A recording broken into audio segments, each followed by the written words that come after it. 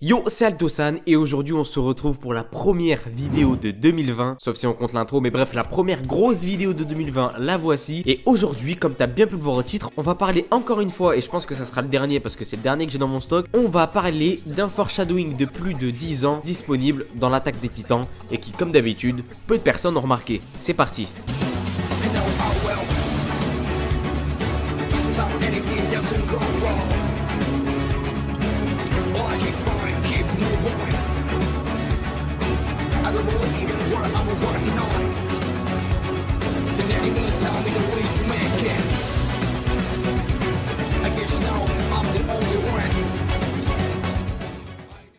L'attaque des titans ou encore Shingeki no Kyojin. J'ai déjà fait une vidéo à son sujet sur la chaîne en parlant des différences entre l'anime et le manga, en comparant un petit peu les deux. C'est un manga qui a été écrit et dessiné par Hajime Isayama, le sensei, le mec il est trop chaud, bref c'est terrible.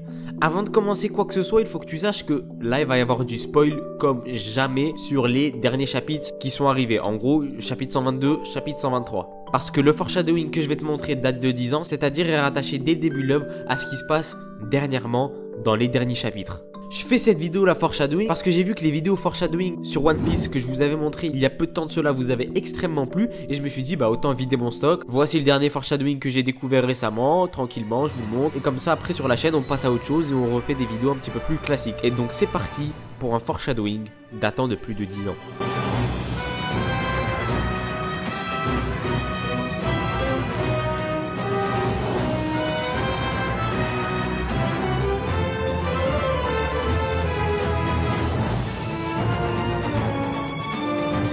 Déjà, avant de commencer, je pense que beaucoup de personnes sont dans ce cas-là. Qu'est-ce que veut dire réellement le foreshadowing? Parce que je pense que c'est des mots des fois où tu cherches pas beaucoup la définition et chacun a sa petite définition à lui qui veut grosso modo dire la même chose. Tant que t'as pas vu la définition, tu peux être amené à faire des erreurs. Donc direction Wikipédia pour savoir qu'est-ce que c'est qu'un foreshadowing et c'est très simple. C'est un procédé narratif par lequel un auteur suggère ce qui est à venir dans son récit à travers des signes avant-coureurs se manifestant par la mention de points d'intrigue a priori anodins entre le début et le milieu de l'histoire, mais qui en réalité annonce et prépare de manière sous-jacente le déroulement futur de celle-ci. Donc là si on enlève les mots compliqués, ça donne que le foreshadowing c'est lorsque l'auteur nous lâche des petits signes, des petits indices si tu préfères, sur quelque chose, sur une situation, sur un arc qu'il va se passer dans le futur de l'histoire. Mais ces indices là pris comme ça sont totalement anodins, c'est pas en mode il y a une pancarte, attention voilà ce qui va se passer dans 6 chapitres, pas du tout. C'est vraiment des indices anodins qui prennent tout leur sens et toute leur signification que lorsque ce moment là arrive dans l'histoire. Par exemple je sais pas moi, dans One Piece il est très connu, Oda nous avait montré lors d'une page couleur, vous avez placé un petit coup de foreshadowing, des indices prouvant que Ace allait mourir par la suite de l'histoire. C'était la page couleur avec les cartes où là tu vois Luffy faire sa tête, la même tête que quand Ace meurt, etc. etc.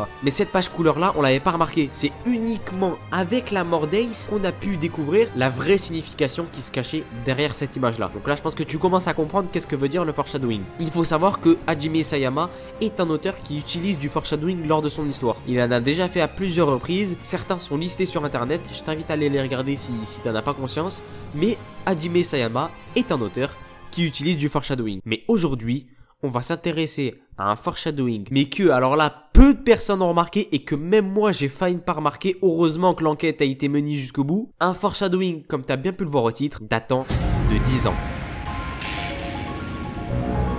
Pour cela, direction le chapitre 122 de l'attaque des titans, nommé De toi il y a 2000 ans, qui raconte dans la première partie de ce chapitre le flashback d'Ymir, toute son histoire. Direction la page 8 de ce chapitre, parce que c'est une page qui est totalement intéressante et c'est elle qui décèle des indices totalement incroyables qu'on va voir et qui vont s'illuminer à tes yeux par la suite. Lors de cette page là, on voit quoi? On voit Ymir qui est en train de se faire poursuivre par des gens du village, il y a des chiens, il y a des chevaux. On voit dans une page qu'elle est ensanglantée au niveau de l'œil et qu'elle a une flèche dans la nuque ou dans l'épaule, on n'en sait rien. En tout cas, elle a une flèche dans le dos. Ymir trébuche sur une racine d'arbre, puis ensuite s'écroule par terre et on voit une goutte de sang couler sur une sorte de fleur, voilà, un tournesol, j'en sais rien.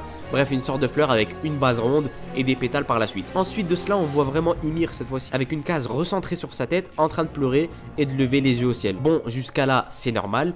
Pour ceux qui ont lu le chapitre, voilà, il y a rien de spécial, elle est tombée, elle pleure, elle se relève, bref, c'est la base. Et si je vous disais que Hajime Isayama, lors de cette page-là, a bouclé la boucle d'un foreshadowing qu'il avait établi dès le début de l'œuvre. Et là, tu vas me dire, mais what the fuck, c'est quoi ce bordel? Qu'est-ce que tu me racontes, Alto? C'est un délire, montre-nous, on a envie de voir. Ah bah c'est très simple, rappelle-toi surtout bien de cette scène où elle trébuche, tombe par terre et ensanglante cette fleur de tournesol. Si on revient au chapitre 1, on peut remarquer que Eren, au tout début du chapitre, Eren en fait se réveille d'un de ses rêves. Il est en dessous d'un arbre et se réveille d'un de ses rêves en pleurs. C'est même Mikasa qui le voit en face de lui, qui lui demande mais pourquoi tu pleures, etc. etc. Et c'est là où le génie d'Isayama prend cours, c'est que dans la version manga, on voit pas le rêve d'Eren. C'est-à-dire que le rêve d'Eren dans la version manga est représenté d'une case noire. On voit Eren dormir, une case noire et il se réveille. On voit pas le contenu de son rêve. Et l'auteur a fait ça volontairement, encore une fois, pour encore plus brouiller les pistes. Car en effet, ce foreshadowing là du chapitre 122 est en lien avec le début de l'œuvre, mais non pas du manga, mais de l'animé. Il est uniquement disponible dans l'animé de voir le contenu du rêve d'Eren. C'est-à-dire que c'est l'auteur lui-même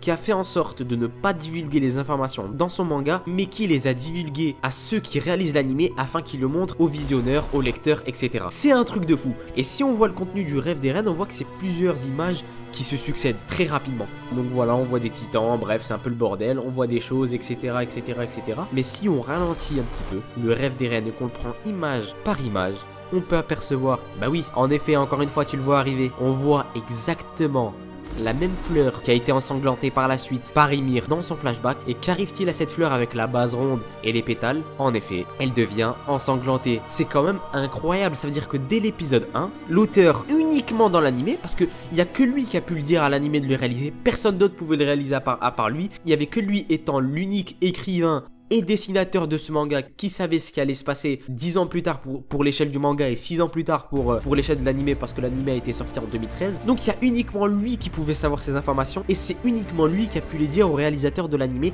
de placer cette scène là précise. Cet enfoiré il a failli m'avoir parce que moi dès que j'ai vu ces chapitres là, chapitre 122, je me suis dit aïe aïe aïe, je vais peut-être relire le début de l'œuvre afin d'essayer de peut-être trouver des indices, etc. d'un possible foreshadowing. J'ai lu le manga, j'ai failli m'arrêter là en mode bah il y a rien du tout. Et c'est en regardant l'animé et en faisant image par image sur ce rêve là d'Eren que je me suis rendu compte qu'en effet cet enfoiré avait fait un foreshadowing, mais cette fois-ci non pas du même média, manga qui met des indices pour le manga, mais cette fois-ci l'animé qui donne des indices pour ce qui se passe dans le manga. C'est terrible et c'est tellement stylé. Mais bien évidemment, je pense que tu t'en doutes, je vais pas faire une vidéo juste pour ça. Bien évidemment que je vais pas te faire une vidéo en mode bah voilà, il a fait un foreshadowing, mêmes images. Bien évidemment que tu t'en doutes que ça va au-delà de ça. En effet, l'auteur ne s'est pas arrêté en si bon chemin et en fait le foreshadowing datant 10 ans n'est clairement pas ce que je t'ai dit maintenant. Mais c'est ce que je vais te montrer par la suite. Là on est vraiment dans le menu frottin. Là maintenant en fait, pourquoi je t'ai raconté ça, c'est uniquement pour que tu saches que Eren, et c'est ça en fait, Eren a été en contact avec Ymir dès le début de l'histoire. Ça veut dire qu'on ne sait pas précisément si c'est Eren qui était conscient de ça ou s'il n'était pas conscient.